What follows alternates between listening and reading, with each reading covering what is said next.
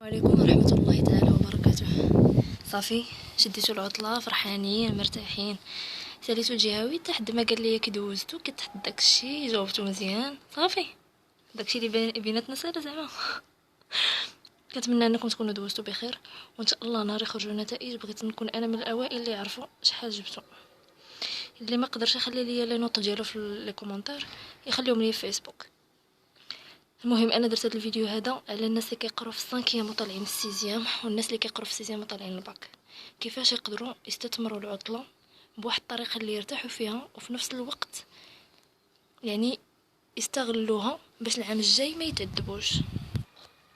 كلنا متفقين ان العطله دارت للراحه باش ترتاح من داك ستريس اللي دزتي منه العام كامل في ايامات القرايه، ولكن في نفس الوقت العطله دات باش تستثمرها باش ترتاح العام الثاني اللي غادي تدخل ليه.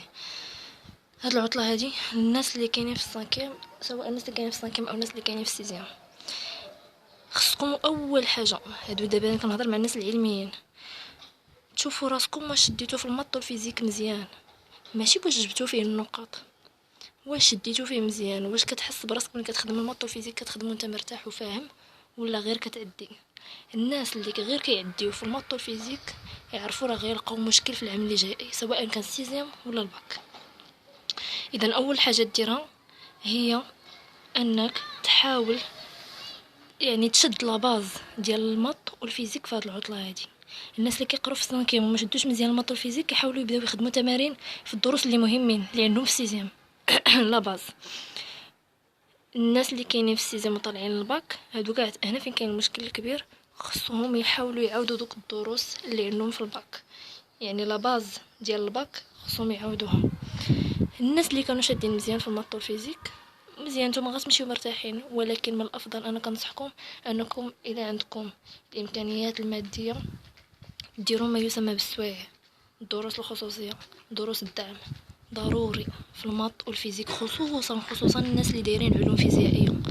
الفيزيك بالضبط راه مصيبه الا ما كنتيش شاد فيه مزيان ما خدامش فيه مزيان يعني ما عندكش لاباز راه غادي تكرفص.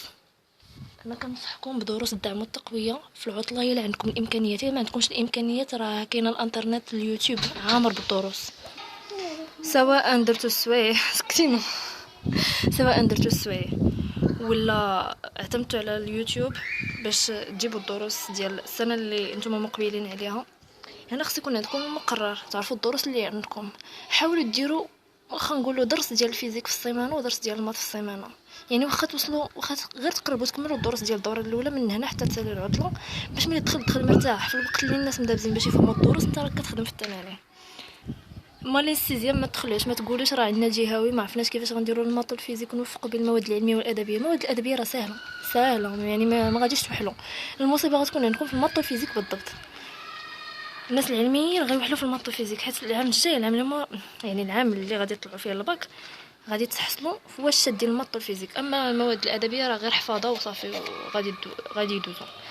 الناس اللي طالعين الباك دابا وما شادينش في الماط والفيزيك قلت لكم خصكم تبازيو على راسكم، وملي غادي تدخلوا ان شاء الله تقراو خصوصا الناس ديال العلوم الفيزيائيه غتبداو تخدموا في التمارين من اول درس ديال الفيزيك وديال الماط، غتبداو تخدموا الوطنيات، غتسالي الدرس ديال الفيزيك وغتسالي الدرس ديال الماط، غتخدم جميع الوطنيات اللي تحطوا في داك الدرس سواء الفيزيك ولا ديال الماط كلهم من الاول حتى الاخر عاديه واستدراكيه.